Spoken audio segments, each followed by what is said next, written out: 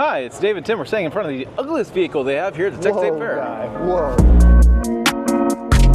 What is going on, All-Terrain Nation? Today on the show, we're from the State Fair of Texas, and I found a big-sized guy in the YouTube channel who likes to talk trucks. Yes. Maybe not this truck, but Mr. Tim Esterdahl with the D.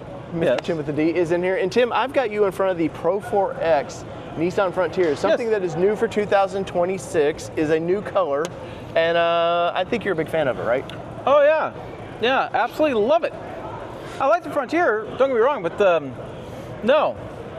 Not this color. This is what babies do when you get the right type of formula. Whoa. Yeah. Anyways, but Nissan Pro4x in a normal color, you're a big fan of. It's a pretty basic truck. It's an honest truck, right? Like, you get what you buy. You're not getting all the car control features, any of the, the computer controlled stuff. You're just getting a pickup truck, right? Right, because most people don't know how those features work anyways. Okay, whoa. Anyways, Tim, point us out some good and bad about this vehicle, excluding the color, because I know you don't like the color.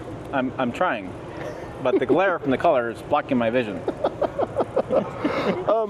No, but you have really good off-road tires. You have really good ground clearance, really good tow hooks. Hello, Tacoma. You actually can see them. They actually do exist. Right. Oh my God, they're right there. And they're usable. They're usable, and we have naturally aspirated V6 engine, right? So no turbos. Right. Yeah, big fan of that. Although I do think eventually down the line, Nissan's going to have to go turbos to keep up with the rest of the competition. RV's going that way for power delivery. It's just what people want. Well, because this being natural aspirated, the torque numbers are way down compared to the rest of these out there. Because it's 281 somewhere in there, which is pretty low. It is, and from a daily driving standpoint, whenever you get from a stop sign, you get on the wheel, you get on the gas, you want to go. Also off-roading, that low-end torque from a turbo, it just makes more a benefit. You have a great four-wheel drive system. Yes. I believe it's got a locking rear axle as well. It's something Nissan, basically the underpinning of this is something Nissan has used for the past 20 years. Yeah. Like, it's not anything like crazy, which I like about it. Now, I would still like a manual transfer case personally. I just like to know when I push in gear it does it, but it is computer controlled on this one. But they've trimmed this one out just a little bit with some off-road features. One thing I think Nissan's getting back to on this, and something they did really well in the prior generation was, it was a more inexpensive truck versus competition. Yes. And I think what we're seeing now is we're seeing the Colorado's getting more expensive, especially the AT4X or AV edition, the Canyon AT4X edition. The Ranger Raptor is getting up a little bit more. The Tacoma, the refreshed Tacoma is getting a lot more expensive. Yeah. This one now is becoming more the inexpensive model comparatively versus those other ones. Which allows them to, you can kit it out and still be under budget, kind of. Yeah. Versus the competition, because we got the Nismo rigid lights there bolted up. We got a Nismo roof rack. And some of these things maybe you can do aftermarket cheaper, but it's nice that, hey, the brand cares enough to try to do this. Interesting wheels. I have to say, out of all the wheels that Nissan's done, these are my least favorite wheels. I'm just, for whatever reason, I don't like these wheels much. The Pro thing's kind of fun, but I don't know, it's something too much going on for me personally. Down we go, all the way down to, we got nice steel steps, everything. But Tim, you're really focusing on these wheels. What is it? Well, I'm just thinking about the Roush package, right? So Yes. they are, right? Yes. So now we have a new Roush package. You don't have any performance upgrades, but I think that's where they need to go. They've gone to really get some better wheels, to get some better packaging for that kind of stuff. So you want to go that direction. I think that's where to go for that. I don't know that Nismo resonates well with the U.S. crowd. Well, the truck scene doesn't know what Nismo really exactly. is. But I think Roush they do. So I think they did a smart thing with the Roush package. Right. The Now, package. of course, I personally love this color. I think it's fun. I think if you put big knobby tires, you lift it, especially a very California vibe is what I think this is bringing in. Interior-wise... Sure, Dave, you're a really California guy. I think you take this outside, you need some polarized glasses. Right. Interior-wise, there's a couple misses to me. This should match the body color. These little fun features to me personally, because the orange with the green, it's kind of a lot going on. I understand why they've got the stitching. Nissan, they're not in the best place. They can just throw everything at these vehicles, so they are very budget friendly, which keeps the price point down. Yeah, they refreshed this vehicle, I think, last model year. Yes. And one of the big changes they do, and I'm not sure I'm a big fan of this way they're going with this. Yes, I am well aware of what I'm driving. I don't need a reminder that says Frontier right in front of my face. Well, they were trying to copy another brand because the other brand puts it in the dash. I get it. You want to sort of, hey, maybe what made the truck popular. But no, I agree, and I see in the forums people try to remove these like crazy because they do not like that at all. I don't really like that. I don't understand that one at all. I like the different drive modes are interesting with buttons. I mean, I don't know, quick push buttons, but which is new. I think new for this model year. It is new, but the knob. So I lied. We are starting to see some crawl control features because I did not know that they were doing that because previously in this model they had not done crawl control features. Well, those are just drive mode. Well, just drive mode features. Okay. Well, I mean, I see sand, mud, rock, stuff like that, which is nice for people that don't know necessarily what they're doing off road. But I also think too, though, what I would say with these drive mode buttons and that gets lost is there are a lot of people that know what they're doing, and I'm gonna use air quotes, know what they're doing off-roading, but sometimes they don't. Right. And sometimes, putting that stuff in a drive mode for rock turns on certain things that actually you need to have turned on that people just assume they don't. And I think you actually get a better driving experience and a safer driving experience. I see it all the time that I see a lot of people, like my father-in-law, for example, he rolled his truck over because he didn't want to use four-wheel drive. Oh, wow. He's like, I don't need it. I don't want to use it. And then he rolls his truck, and I'm like, well, why didn't you use it? Well, I didn't think I needed it.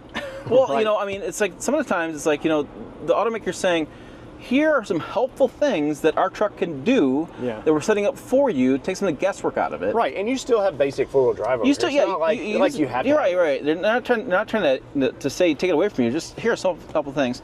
I'm not a fan of panel black. Panel black. Yeah, it shows scratches. It's just scratches and stuff.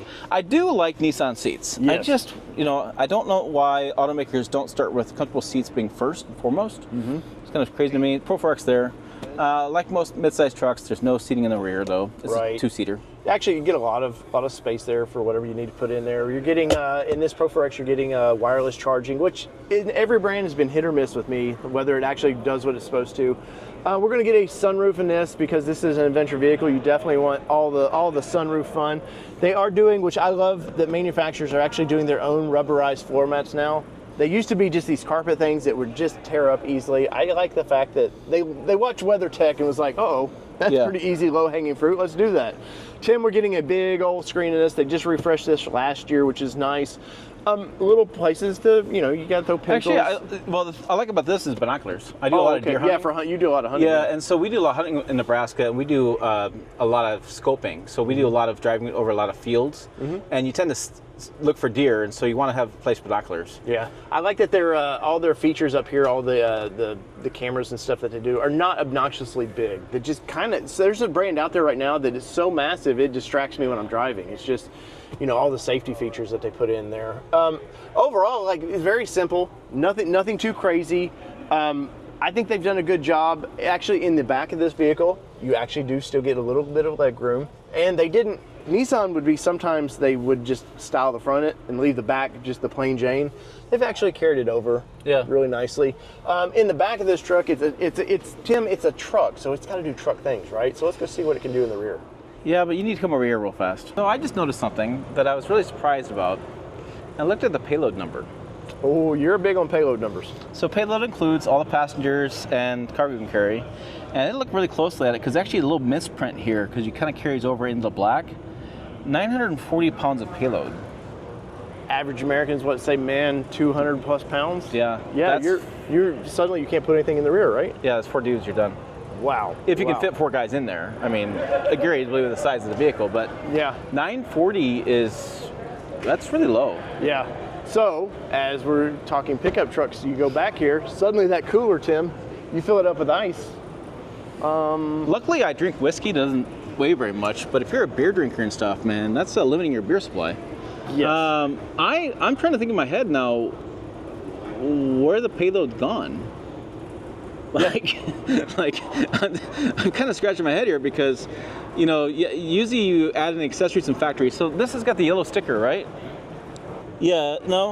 Cargo carrying a little for modifications. So the modifications on this truck is the yellow sticker. Yeah. So the yellow sticker means modifications that reduce the payload. That means the Nismo, the wheels, the step bars have lowered the payload. They don't actually say what the number is. So it's by 111. So you take 111 and subtract it from that. What? Yeah, do you see a number there? Well, I think that's what this 111 is. They've wrote it in pen. Oh yeah, 111. They're saying the step rails, the Nismo, the wheels and stuff reduced the capacity by 111 pounds. So this was 1,151. Yeah. And now it's 940 because of the modifications. Because when they sell this truck by the sticker, it's got to have the actual payload. And I learned this recently, 2006. Oh, I remember when this came out, a bunch of people in forums were all pissed off that their dealerships were putting this on their vehicles, and they were like, hey, what? And they would try to peel this off, and you're like, no, legally they have to do that. Yeah, because of the Firestone rollover loss. Yeah, and thanks Firestone and Ford on that one. Yeah. But I'm like, so that means that you'll be squatting the truck, and you'll be squatting the truck basically, putting damage to the drivetrain and powertrain pretty easily.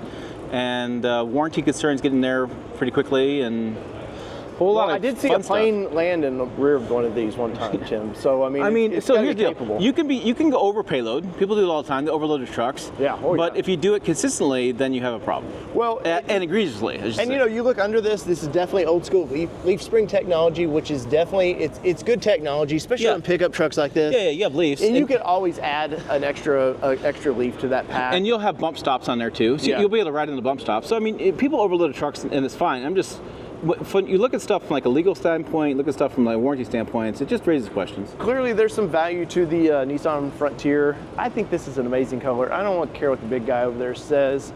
In the comments below, let me know what you think about this. Tim, you did bring up some interesting things about Payload that a lot of times... I'm surprised with. A lot of times on my channel, I overlook that stuff because I'm more about what's around it than your channel. Here's the numbers. This is what I like about it, and this is what I don't like about it. And clearly you found something. Yeah, it's been a topic of conversation. A lot of trucks we're doing now have 1,400, 1,500 pounds of payload, and looking at this truck being under 1,000, there's sedans that have more payload. Well, I still think there's a lot of value with this pickup truck, depending on how you outfit it. Just remember that, how you outfit this vehicle. So whether it be two-wheel drive, four-wheel drive. It doesn't matter what you drive. Well, it does today, because we're talking Nissan here on the channel, and we're out. Peace.